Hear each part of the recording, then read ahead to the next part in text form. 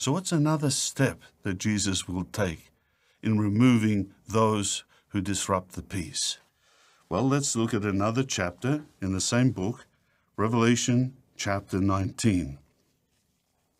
Revelation chapter 19, and we're going to read starting at verse 19 right through to 21. We might mention before we start reading it that here it describes political organizations, kings, and those who oppose Jesus and Jehovah God. And in a symbolic way, it refers to these as beasts, as organizations that have disrupted the peace. Let's see what happens to them. And I saw the wild beast and the kings of the earth and their armies gathered together to wage war against the one seated on the horse and against his army. Now that one is Jesus Christ. And the wild beast was caught, and along with it the false prophet that performed in front of it the signs with which he misled those who received the mark of the wild beast and those who worship its image. While still alive, they both were hurled into the fiery lake that burns with sulfur. So what happens to these political organizations in opposition to Jehovah and Jesus? Again, we see the word hurled down into destruction. And what about the rest of mankind that opposes Jesus' rule? Well, let's look at verse 21. What does it say? But the rest were killed off with the long sword that proceeded out of the mouth of the one seated on the horse, and all the birds were filled with their flesh. Now that's a very interesting comment, isn't it?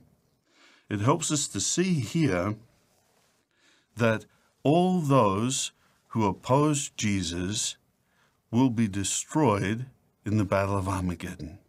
How charming. I'm sure all the kids in the audience will have really enjoyed that mental image of birds feasting on the flesh of God's enemies. We've been watching some of the concluding words of the final talk of the 2022 Pursue Peace Convention. This is governing body member Jeffrey Jackson delivering the talk, Universal Peace is Sure to Come.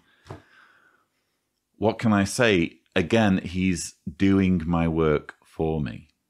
He's showing that this is an organization that uses fear to control people. Because if you're in the audience watching this talk, you're thinking, well, I don't want to be among the people that get feasted on by birds. I want to be on the team that makes it through Armageddon. And what's most disgusting for me, apart from, again, this grotesque mental image being thrust at families with children, because Jeffrey Jackson is entitled to whatever deluded fantasies he wishes to entertain in his tiny brain. But indoctrinating children with this fear-mongering doomsday twaddle is something else entirely. What I find incredibly disingenuous about this talk is that he doesn't make clear who he means by those who oppose Jesus' rule. And what about the rest of mankind that opposes Jesus' rule?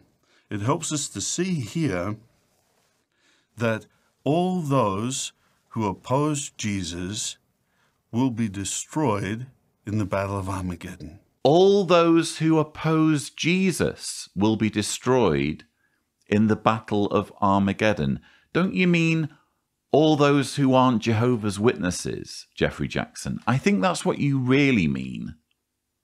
But to make this talk more palatable, you're trying to insinuate that simply not opposing Jesus is enough to get you through Armageddon, which implies that when you see Armageddon unfolding and you see Jesus looking suspiciously like Kenny Rogers riding in the heavens, perhaps even then you might feel inclined to welcome him and not oppose him, and maybe you'll make it through.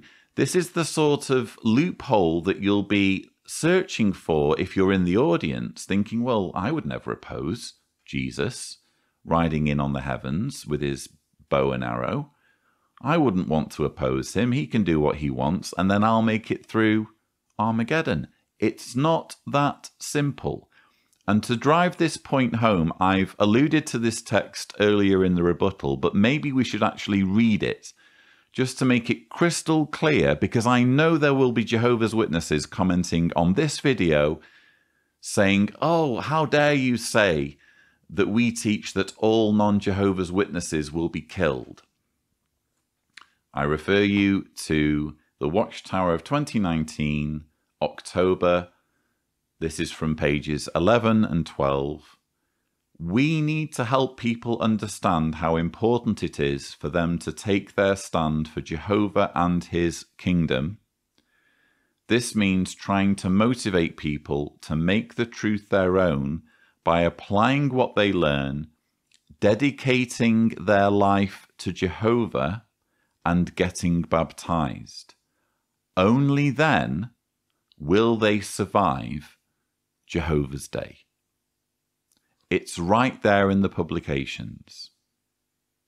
They don't say it all that often. They don't say it that clearly all that often, which allows many Jehovah's Witnesses to create this alternative version of the religion in their minds, which is more palatable, which says, oh, it's just about your heart condition. Again, that doesn't make sense if this is a warning work.